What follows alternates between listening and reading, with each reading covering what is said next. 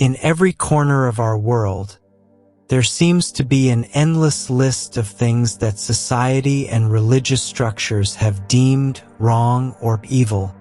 From money and sex to alcohol and even negative emotions like anger and sadness, countless aspects of human existence have been cast under the shadow of judgment.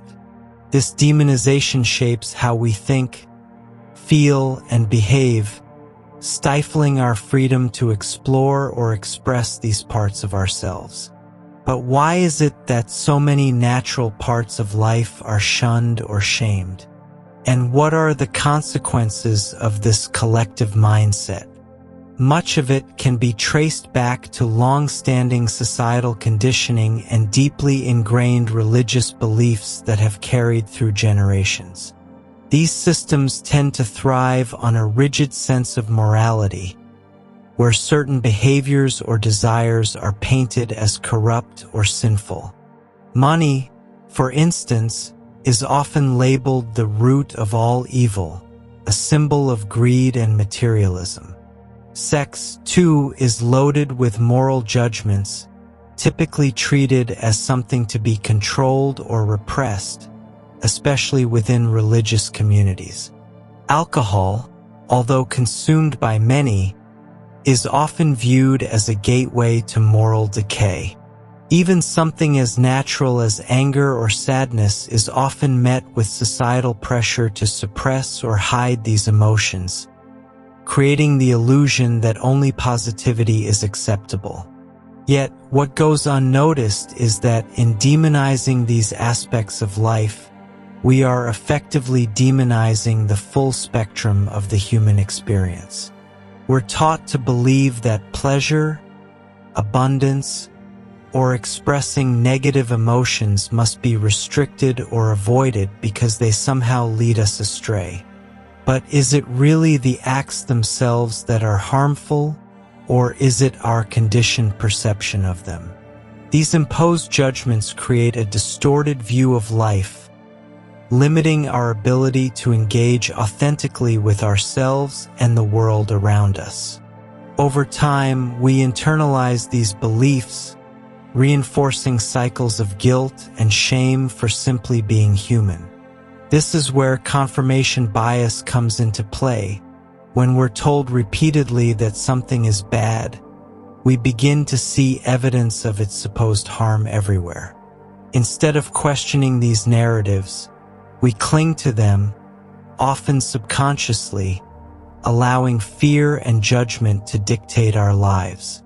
The demonization of life's many dimensions isn't about protecting us from harm, but about controlling us, our desires, our actions, and ultimately, our sense of self. It creates a society where freedom of expression is restricted, curiosity is stifled, and spiritual growth is reduced to rigid adherence to outdated moral codes. It's time to unravel these narratives, to challenge the stigmas that keep us in chains, and to reclaim the parts of ourselves that have been shamed into silence. Only then can we truly live as free, whole beings, able to engage fully with the richness of life in all its forms. Do you ever feel like no matter what you do, there's always someone ready to point a finger? Like, you want to just live, be yourself, explore your feelings, your desires, but everywhere you turn, it's like you're doing something wrong. It's like there's this giant rule book written by who knows who, and we're all stuck playing along. Why can't we just be free? Well, buckle up, because today we're going to explore why society, religion, and even parts of the spiritual world seem to demonize everything, from money to sex to alcohol to negative emotions. Let's break it down. First things first, why does everything seem to be demonized?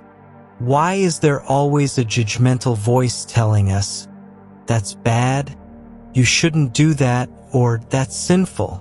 The simple fear of freedom. Society and religious structures have historically been built on controlling people's behaviors. From a young age, we're taught what's right, what's wrong, and everything in between, often without asking questions. Whether it's about what we do with our bodies, how we feel, or even how we earn and spend our money, there's always a stigma attached. Let's start with money. Have you ever heard the saying, "Money is the root of all evil"? Well, that's one giant confirmation bias. Think about it. People have been taught to believe that wanting financial success or abundance is somehow wrong or unspiritual. But is it really? If you look closely, money is just a tool. It doesn't have emotions, it doesn't have an agenda. It's the energy we give it that shapes its role in our lives. Yet, religious institutions and society have demonized money because controlling people's relationships with wealth often keeps them in check. The message is, don't want too much, be humble, or being rich will corrupt you. But here's the twist. Many of these same institutions or structures benefit from money. Just look around. So why the double standard?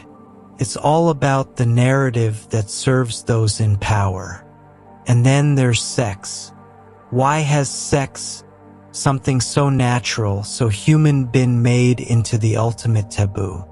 Many religious teachings emphasize that sex should be restricted, controlled, or even feared. But why? Sex is a source of creation, intimacy, connection, and yes, pleasure. Yet, it's often labeled as sinful, shameful, or immoral unless it fits into a narrow, socially acceptable box.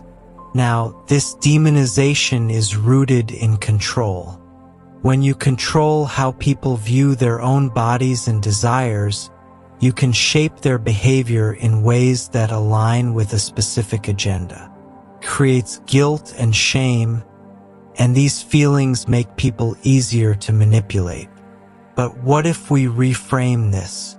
What if we see sex as a sacred, natural part of life that doesn't need to be policed? What if we allowed people the freedom to explore their bodies without judgment? Next, let's talk about alcohol. It's interesting, isn't it? In one setting, alcohol is seen as a way to celebrate, enjoy, and connect.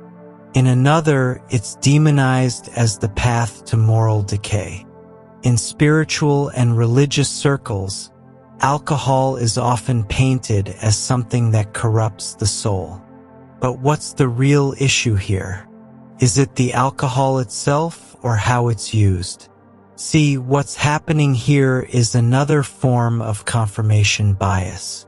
People cherry-pick examples of where alcohol has led to negative outcomes and use those to paint the entire picture. But it's not the alcohol that's inherently bad. It's the consciousness of the person using it. When we drink responsibly and with awareness, alcohol can be a way to relax, connect, and even have spiritual experiences. The demonization comes from the fear of losing control, and again, controlling how people behave has been a primary focus of many social and religious structures. And here's one more thing we need to talk about: negative emotions. Anger, sadness, fear. These are feelings we're told to push away, to ignore, or worse, to feel guilty about. But why? Emotions are just energy moving through us. They aren't good or bad, they just are.